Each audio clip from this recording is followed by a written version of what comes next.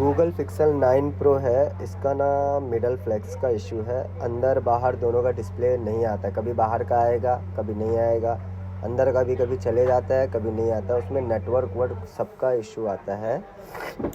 तो इसका middle flex आपको रिपेयर करके हम बताएंगे आपको कैसा रिपेयर होता है। गूगल पिक्सल 9 प्रो है तो बहुत टफ़ है, बहुत सुकून से काम करना है आपको। और ये पट्टी जो रहता है ना बहुत पतली रहती है, बहुत ध्यान से निकालने का और बहुत सुकून से काम करने का। इसमें बहुत ध्यान से काम करोगे तो आपका सक्सेसफुल होता ही है, प्रॉब्लम आता नहीं है इसमें। और आप बना के दे सकते हो।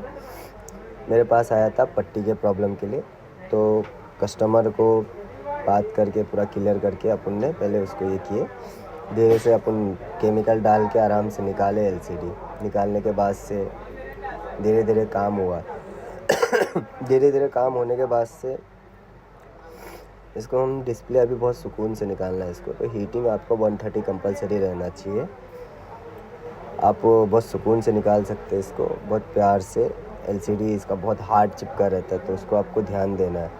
अगर आप ध्यान नहीं देंगे तो आप एलसीडी आपका डैमेज हो जाएगा और डॉट भी आ सकता है, लाइन भी आ सकता है, प्रॉब्लम तो आएगा ही। मगर आप ध्यान देंगे, अगर आप प्रोफेशनल कारीगर हो, अगर आप काम कर चुके हो फोल्ड का, तो ये चीज़ पे आपको बहुत ध्यान देना पड़ेगा। और ज़्यादा से ज़्यादा ध्यान देंगे तो आपका काम भी अच्छा होएगा। काम अच्छा होएगा तो कस्टमर भी सेटिस्फाई हो जाएगा। बाकी आप देखो ध्यान से, वीडियो के लास्ट तक बने रहो। देखो कितना प्यार से सुकून से इसको अपन निकाल रहे हैं। बस सुकून से काम करना पड़ता है। केमिकल कंपलसरी है, केमिकल डालो मगर ज़्यादा मत डालो। केमिकल इतना ही डालो जिससे ग्लू उसका हीट होके थोड़ा नरम हो जाना चाहिए। अगर ग्लू नरम नहीं होएगा तो आपको प्रॉब्लम आएगा ही। बहुत ध्यान से काम करने का इसमें। अभी देखो मैं बहुत ध्यान से इसको निकाल रहा हूँ। और ये वीडियो मैंने थोड़ा फास्ट फॉरवर्ड कर दिया है क्योंकि वीडियो लंबी ना हो, इसके लिए। यूट्यूब पे ज़्यादा लंबा हो जाता है, इसके लिए मैं वीडियो थोड़ा स्लो कर दिया हूँ क्योंकि बहुत ध्यान से करना पड़ेगा आपको। अभी आप ये ध्यान दो, देखो ये लेंस ना बहुत केयरफुली आपको रिमूव करना है। लेंस के पास बहुत प्रॉब्लम आता है क्योंकि लेंस से ही डिस्प्ले डैमेज होएगा या तो कुछ ना कुछ प्रॉब्लम लेंस के पास से ही आता है। तो ये चीज़ों को आपको ध्यान देना है, बहुत केयरफुली वहाँ से आपको रिमूव करना रहेगा। अभी मेरा काम हो चुका है, इसकी पट्टी मैंने रिपेयर कर दिया है। अभी हम इसका फिटिंग कर रहे हैं। मतलब मैं डायरेक्ट बिना पट्टी लगा के डायरेक्ट मैंने चेक वेक किया नहीं, डायरेक्ट फिटिंग कर दिया क्योंकि मेरे को इसलिए, क्योंकि इसमें क्या होता है बहुत ध्यान देना पड़ेगा आपको। और इसको मैंने बिना चेक करे मैंने फ़िटिंग कर दिया क्योंकि इसमें क्या होता है, गूगल में एक कॉमन प्रॉब्लम है जो रीस्टार्ट का प्रॉब्लम बहुत जल्दी आता है। उसका सेंसर, स्क्रू, बहुत सारी चीज़ें आपको ध्यान से करना पड़ेगा। अगर वो चीज़ों पे अगर आप ध्यान नहीं देंगे तो आपको प्रॉब्लम क्रिएट होएगा ही और उससे आप परेशान रहेंगे। कभी आगे का डिस्प्ले आपका आएगा, कभी नहीं आएगा, ब्लैंक हो जाएगा। तो ये सबसे बेस्ट तरीका है, आप उसको ना प्रॉपर तरीके से पहले फ़िटिंग कर देना। जैसा स्क्रू आपने खोले वैसे ही स्क्रू आपको फ़िटिंग करना है और अच्छे से, मतलब जो स्क्रू जहाँ पे है वहीं पे लगाना। और सेंसर को आपको बहुत केयरफुली ध्यान देना है।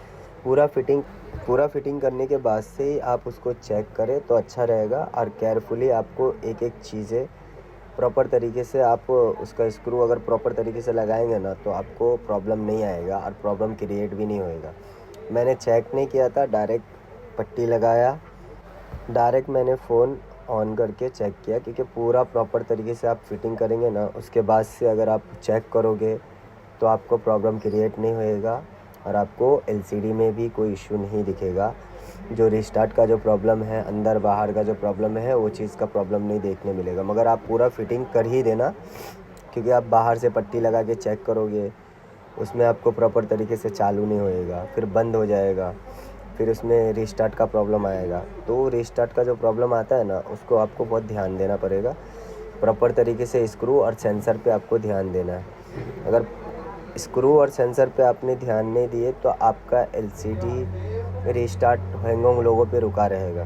तो इसके लिए आप बहुत केयरफुली, बहुत ध्यान से उसको आपको स्क्रू आपको फिटिंग करना है और ज़्यादा टाइट भी नहीं जिससे आपके मदरबोर्ड में कभी इश्यू आए।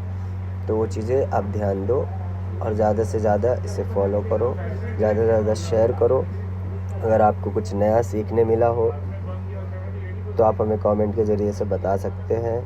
अगर आपको काम भी सीखना है तो हमारे नंबर पे कांटेक्ट करके आप बता सकते हैं, इंक्वायरी कर सकते हैं। अगर काम भी कराना है, अगर डीलर है, कम से कम प्राइस में और सस्ते प्राइस में अगर आपको काम कराना है तो हमारे नंबर पे कॉल कर सकते हैं। फोल्ड और फ्लिप और आईफोन एज ग्लास कोई भी चीज़ों का अगर आपको सस्ते से सस्ता काम कराना है तो आप हमारे नंबर पे कांटेक्ट करके हमें आप बता सकते हैं।